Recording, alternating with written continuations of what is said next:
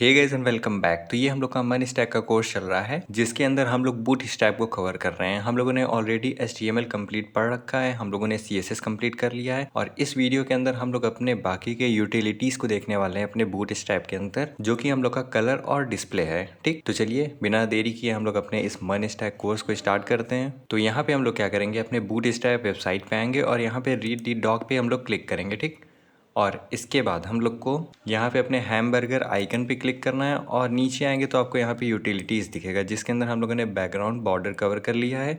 इस वीडियो के अंदर हम लोग कलर्स को पढ़ने वाले हैं, तो यहाँ से मैं कलर्स को ओपन करता हूँ। तो कलर का मतलब क्या होता है, यहाँ पे आप अगर हल्का सा हेडिंग पढ़ोगे तो यहाँ पे लिखा हुआ है convey meaning through colour with a handful colour utility classes included support for styling linking hover state to.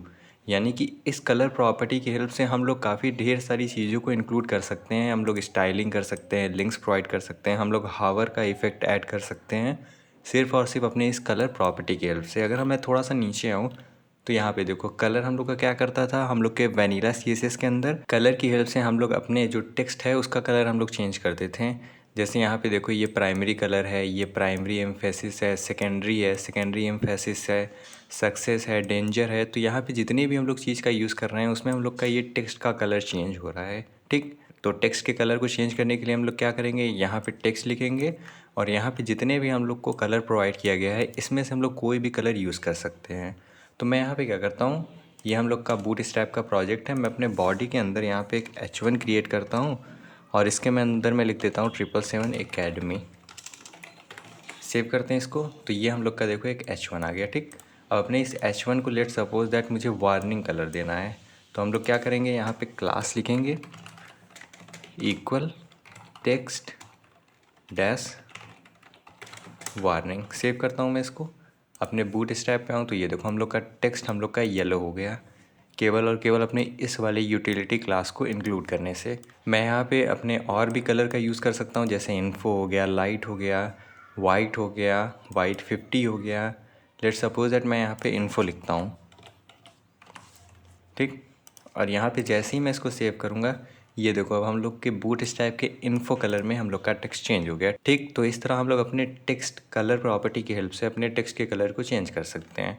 थोड़ा सा नीचे आते हैं तो यहाँ पे देखो जैसे हम लोग के बाकी के यूटिलिटी क्लास के अंदर ओपेसिटी था वैसे ही हम लोग की टेक्स्ट के लिए भी ओपेसिटी है। तो यहाँ पे अगर हम लोग थोड़ा सा नीचे आए तो यहाँ पे देखो हम लोग एक तो अपने स्टाइल एट्रीब्यूट के अंदर ओपेसिटी को कम कर सकते हैं जैसे हम लोग पहले करते थे। तो उसके लिए हम लोग क्या करेंगे, यहाँ पे स्टाइल लिखेंगे equals to dash dash BS dash text dash opacity colon करके लेट्स सपोज दैट मैं यहाँ पे 0.5 लिखता हूँ। मैं सेव करता हूँ, यहाँ पे आऊँ तो ये देखो हल्का सा हम लोग का ट्रांसपेरेंट हो गया हम लोग का जो टेक्स्ट है। ठीक, तो इससे हम लोगों ने क्या किया, हम लोगों ने अपने टेक्स्ट की ओपेसिटी डिफाइन कर दी जो कि हम लोग का 0.5 होगा। अब हम लोग के पास दूसरा वे भी होता है जिसके अंदर हम लोग परसेंटेज पास कर सकते हैं और परसेंटेज पास करने के लिए हम लोग क्या करते थे, हम लोग डायरेक्टली अपने क्लास के अंदर ही वैल्यू पास कर देते थे। तो हम लोग के पास यहाँ पे ओपेसिटी चेंज करने के लिए यूटिलिटी क्लास क्रिएटेड हो गया जो कि है हम लोग का टेक्स्ट ओपेसिटी, जिसके अंदर हम लोग 100 पास कर सकते हैं, 75, 50, 25, 10। तो उसके लिए हम लोग यहाँ पे क्या करेंगे, अपने इस क्लास के अंदर ही मैं यहाँ पे लिखूँगा टेक्स्ट ओपेसिटी और यहाँ पे लेट सपोज दैट मैंने 25 लिख दिया। ठीक, जैसे ही मैं इसको सेव करूँगा तो ये देखो ये हम लोग का और ज़्यादा डिम हो गया। अगर मैं इसको 75 कर दूँ, अब मैं सेव करूँ तो ये देखो हल्का सा हम लोग का डार्क हो गया। ठीक, तो हम लोग दो टाइप से अपने ओपेसिटी को कम कर सकते हैं। इसको ऑलरेडी हम लोगों ने अपने पिछले टॉपिक्स के अंदर भी देखा है। ठीक, तो इस तरह हम लोग कलर प्रॉपर्टी की हेल्प से अपने पर्टिकुलर टेक्स्ट के कलर को चेंज कर सकते हैं अपने बूट स्ट्रैप की हेल्प से काफ़ी ईजिली। यहाँ पे हम लोगों ने केवल दो क्लास को इंक्लूड किया और ये देखो हम लोग का टेक्स्ट का कलर चेंज हो गया और साथ ही साथ ओपेसिटी चेंज हो गई। ठीक, अब हम लोग का जो अगला टॉपिक है हम लोग के बूट स्ट्रैप के अंदर वो है हम लोग का डिस्प्ले। तो यहाँ पे नीचे आऊँ तो यहाँ पे देखो हम लोग की यूटिलिटीज़ के अंदर ये रहा डिस्प्ले प्रॉपर्टी। अब डिस्प्ले प्रॉपर्टी क्या होता है, डिस्प्ले प्रॉपर्टी हम लोगों ने CSS के अंदर पढ़ा था। हम लोग का डिस्प्ले ब्लॉक होता है और इनलाइन होता है। हम लोग के कुछ एलिमेंट ब्लॉक लेवल एलिमेंट होते हैं, कुछ हम लोग के इनलाइन एलिमेंट होते हैं। तो अगर आपको ब्लॉक और इनलाइन में अगर हल्का सा भी डाउट है तो आप मेरे CSS के अंदर ब्लॉक और इनलाइन वाले टॉपिक को जा करके एक बार देखना, उसके बाद आप यहाँ पे आना। ठीक, तो यहाँ पे आते हैं हम लोग नीचे आते हैं तो हम लोग के पास जो डिस्प्ले प्रॉपर्टी होता है उसमें हम लोग मेनली नन, इनलाइन ब्लॉक और ब्लॉक, ग्रिड, इनलाइन ग्रिड, यहाँ पे हम लोग टेबल, टेबल सेल और टेबल रो जैसी चीज़ों को बिल्कुल यूज़ नहीं करते हैं, तो इसको हम लोग पढ़ेंगे भी नहीं, ठीक है। तो यहाँ पे सबसे पहला जो हम लोग डिस्प्ले के अंदर चीज़ पढ़ने वाले हैं वो हम लोग का इनलाइन ब्लॉक और ब्लॉक होने वाला है, ठीक। ग्रिड और हम लोग फ्लेक्स के लिए अपने अगले सेपरेट वीडियो के अंदर इसको कवर करेंगे। तो चलिए स्टार्ट करते हैं। सबसे पहले हम लोग इनलाइन देखते हैं। इनलाइन क्या होता है? लेट सपोज दैट मैंने यहाँ पे एक H1 क्रिएट किया हुआ है, मैं इसको थोड़ा सा छोटा करता हूँ, ठीक। और मैं एक और H1 क्रिएट कर देता हूँ जिसके अंदर मैं लिख देता हूँ मन स्टैक। सेव करूँ मैं इसको, तो ये देखिए मन स्टैक आ गया। यहाँ से मैं ओपेसिटी दोनों में से रिमूव करता हूँ और एक का मैंने इन्फो कर दिया कलर, एक का मैं वार्निंग कर देता हूँ, ठीक है। सेव करता हूँ मैं। तो जैसे कि हम लोग ऑलरेडी जानते हैं कि जो हम लोग का H1 होता है ये हम लोग का ब्लॉक लेवल एलिमेंट होता है। ब्लॉक लेवल यानी कि ये पूरा का पूरा हम लोग का विथ कवर कर लेगा। मैं थोड़ा सा इसको बैकग्राउंड दे देता हूँ। लेट्स सपोज दैट मैं इसको BG प्राइमरी दे देता हूँ, ठीक।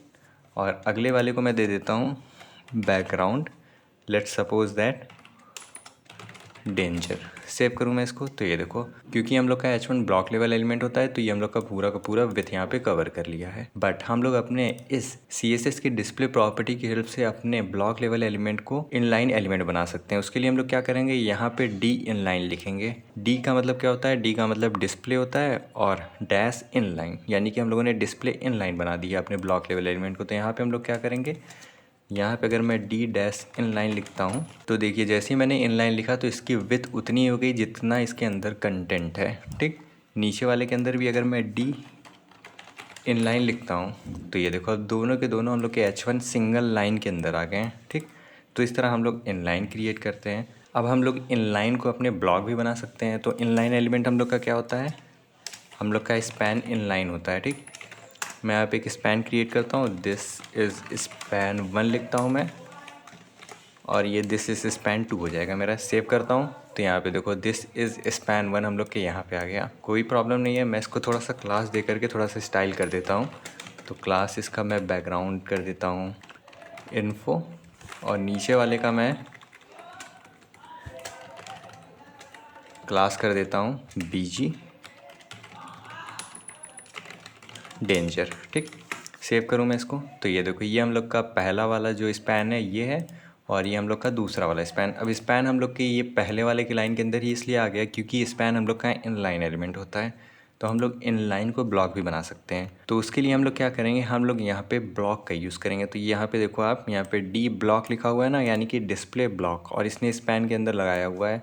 तो मैं यहाँ पे क्या करता हूँ, यहाँ पे आकर के अपने पहले वाले जो कि हम लोग का इन्फो वाला स्पैन है उस पर मैं D ब्लॉक लिखता हूँ। सेव करूँ मैं इसको, तो ये देखो ये हम लोग का पहला वाला स्पैन है जो कि हम लोग का पूरा विथ ले लिया। अभी हम लोग का दूसरा वाला स्पैन केवल उतना ही विथ लिया है जितना इसको ज़रूरत है, बट हम लोग दूसरे वाले को भी बना सकते हैं ब्लॉक लेवल। तो हम लोग क्या करेंगे, D ब्लॉक लिखेंगे। सेव करूँ तो ये देखो हम लोग का दूसरा वाला स्पैन भी कंप्लीट पूरा विथ ले लिया है, ठीक। तो ये होता है हम लोग का डिस्प्ले इनलाइन और डिस्प्ले ब्लॉक। उसके बाद हम लोग का प्रॉपर्टी आता है इनलाइन ब्लॉक। इनलाइन ब्लॉक क्या होता है? इनलाइन ब्लॉक की हेल्प से भी हम लोग अपने ब्लॉक लेवल एलिमेंट को इनलाइन करते हैं, ठीक। जैसे कि यहाँ पे हम लोग का ये 777 अकेडमी है, मन स्टैक है, ये हम लोग का ब्लॉक लेवल एलिमेंट है। तो जब हम लोग को इसको इनलाइन के अंदर शो करना हो और साथ ही साथ जो हम लोग इसके अंदर CSS प्रॉपर्टी ऐड करें हो, जो हम लोग हाइट और विथ अप्लाई किए हो, उसमें भी कोई डिफरेंस ना आए, इसलिए हम लोग इसको इनलाइन ब्लॉक लिखते हैं। तो यहाँ पे करेंटली हम लोगों ने ऐसी कोई प्रॉपर्टी ऐड नहीं की हुई है, बट जब भी हम लोग अपने ब्लॉक लेवल एलिमेंट को कुछ हाइट और विथ देंगे और तब उसको हम लोग इनलाइन बनाना चाहेंगे तो हम लोग वहाँ पे इनलाइन ब्लॉक का यूज़ करते हैं, ठीक। तो मेनली ये हम लोग का इंपॉर्टेंट डिस्प्ले प्रॉपर्टी है। तो होपफुली आपको समझ में आ गया हो। अगर आपको कोई डाउट हो तो आप कमेंट सेक्शन के अंदर पूछ सकते हैं। अगले वीडियो के अंदर हम लोग ग्रेड वगैरह स्टार्ट करने वाले हैं। तब तक के लिए इस चैनल को सब्सक्राइब करना ना भूलें। Thanks for watching.